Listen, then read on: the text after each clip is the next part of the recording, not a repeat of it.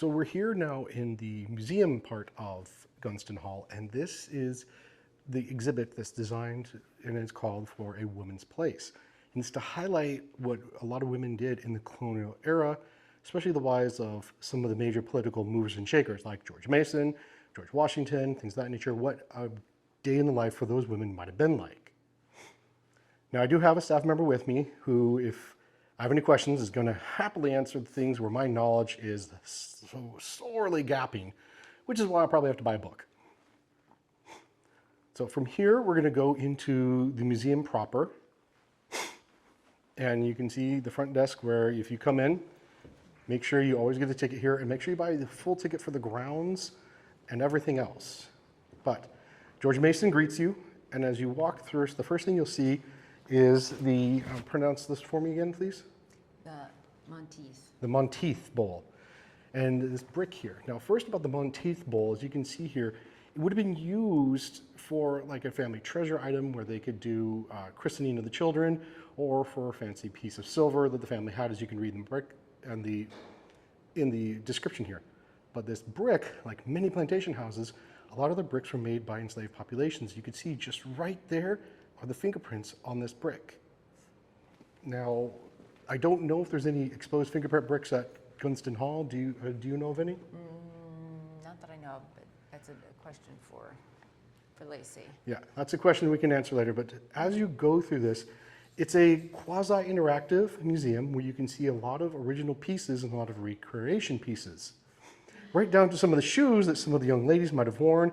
And you see there, that is a piece to represent the wallpaper that's currently hanging in Gunston Hall.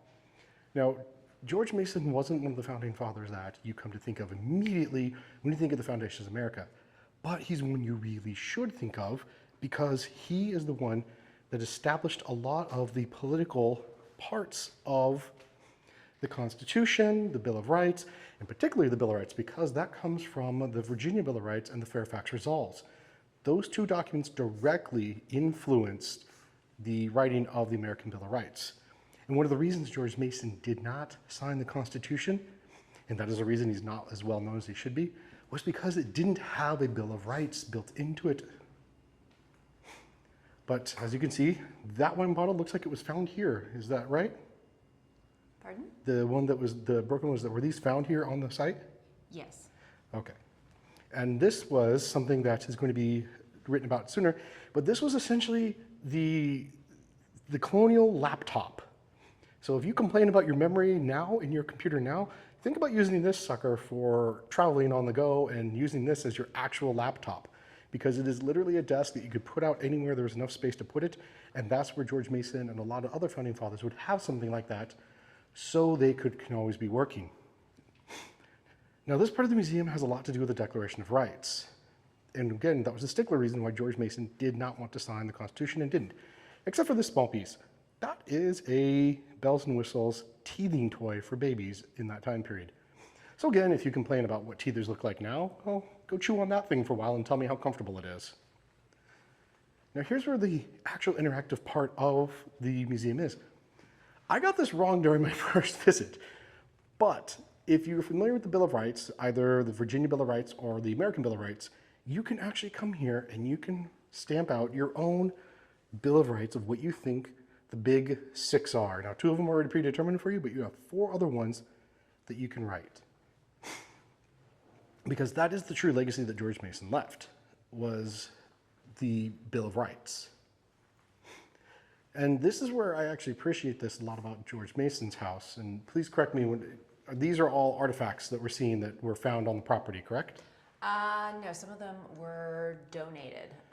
The candlesticks, for example, and the plate were the gift of Mrs. Canolito in memory of Miss Fairfax McRae.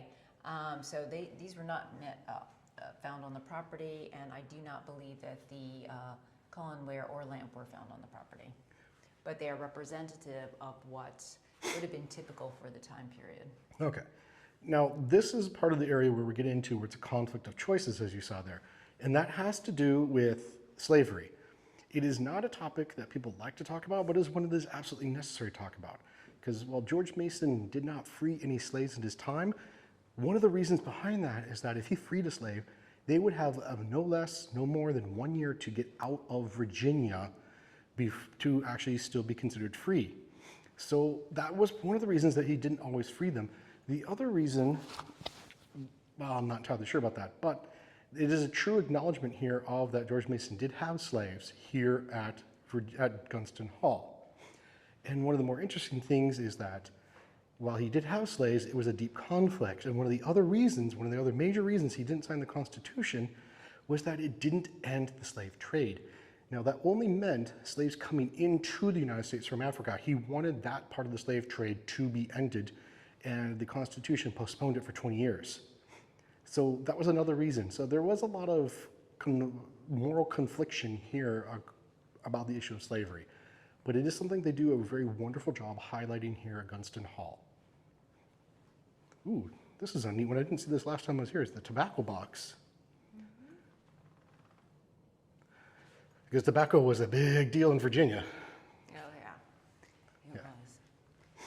I was going to say that one of the, I don't know if it's the first place, but in the Fairfax Resolves of 1774 that he co-authored with George Washington, they also, I believe it's number 17, they also talk about slavery, the slave trade, in a way that it needed to be dealt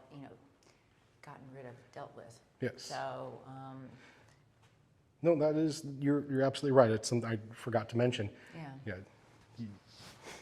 And it goes to the fact that, ooh, sorry, I saw a 13-star flag reproduction and that just caught my attention. It goes to the fact of how complex of an issue slavery was.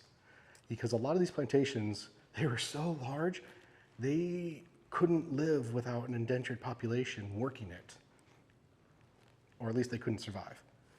Now that doesn't make it morally right, it just happened to be the acceptable practice at the time.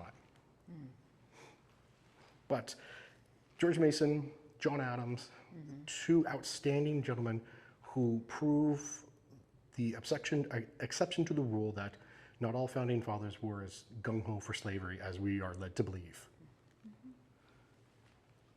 Now, are these actually his eyeglasses? Pardon? Are these actually George Mason's eyeglasses? No. Oh, darn. Oh, no. So I just wanted to, because I wanted to make sure I got the, Oh, yes. about the Fairfax Resolves included, it was number a strong condemnation of the slave trade, calling for its complete and permanent end. That was in the Fairfax Resolves, co-authored by George Mason and George Washington. Yes. So just wanted to make sure that Oh, no, that's I was right. completely correct with that. Oh, that's a great, and as you leave the museum, this walk-in museum, you see this great quote. So if you haven't been convinced already, take your time and get out to Gunston Hall and make sure you stop at the museum shop.